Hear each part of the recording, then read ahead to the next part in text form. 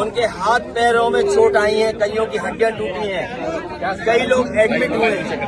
जो हमारी बहनें हैं, बेटियां हैं, लड़कियां हैं, उनके कपड़े फाड़ दिए और जितना पुलिस अन्याय कर सकती थी किया। नीट में ये फेलियर हुए, दिल्ली के इंतजाम में फेलियर हुए और अपना गुस्सा किससे निकाले? छात्र नौजवानों से। इसलिए हमारी मांग है सरकार से कि जो छात्रों की मांग है वो छात्रों की मांग को स्वीकार करें और जो मंत्री हैं वो इस्तीफा दे दें या मंत्री पद से हटा दें। ये दबाव जो है ये दबाव समझ में नहीं आ पा रहा है कि मंत्री क्यों नहीं हट रहे हैं। क्या दबाव है संगी साथियों का, उनके मंत्रियों का, और लगता तो ऐसा है कि इसलिए सरकार नहीं हटा पा रही मंत्रियों को कि उनकी जो दबी हुई है तमाम ऐसे घोटाले हैं, जो तमाम भ्रष्टाचार हैं, कई मंत्री ना उन बातों को खोल दें। तो इसलिए सरकार स्वीकार नहीं कर पा रही है, मंत्रियों पे दबाव नहीं बना पा रही है और कारण भ्रष्टाचार है।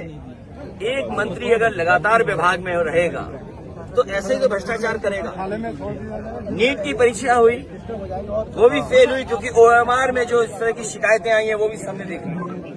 तो सरकार छात्रों की मांगों को माने, यही हमारी मांग है। दो बारी जो है धर्मेंद्र प्रधान छात्र जो है मांग कर रहे हैं दूसरे छात्र परिवारों के मुआवजे के लिए, क्योंकि डॉक्टरी करना, नीट करना एक बहुत रिस्पेक्टेबल, एक सबसे प्रेस्टिजियस नौकरी है और हम सब जानते हैं धरती के भगवान डॉक्टर को मानते हैं। उसी की परीक्षा में ये इस तरह की बेईमानी, और ये पेपर लीक नहीं हुआ है, ये सरकार बेईमानी कर रही है और बेईमानी करती आई है।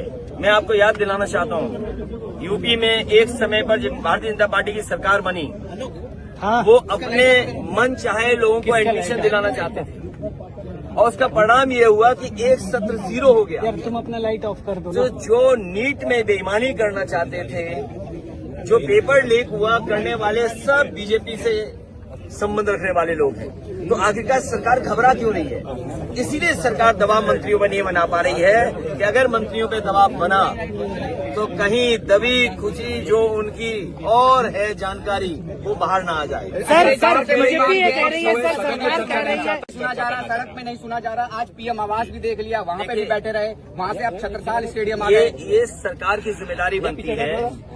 सरकार की जिम्मेदारी ये बनती है कि जो घटना है उस पर अपना स्टेटमेंट दें और जो बच्चों की जान गई है उनके लिए श्रद्धांजलि नहीं दे पाए।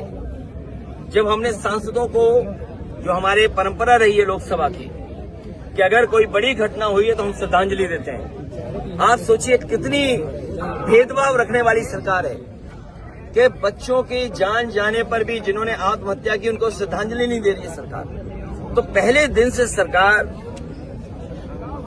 स्वीकार नहीं कर रही है चीजों को और उसी का परिणाम है कि आज सदन में जब हम मांग करते हैं कि हम बहस चाहते हैं, सरकार का स्टेटमेंट आए, सरकार बताए कि घटना क्या हुई, तो सरकार पीछे क्यों हट रही है? प्रधानमंत्री ने आज NDA की बैठक में भी कहा कि कुछ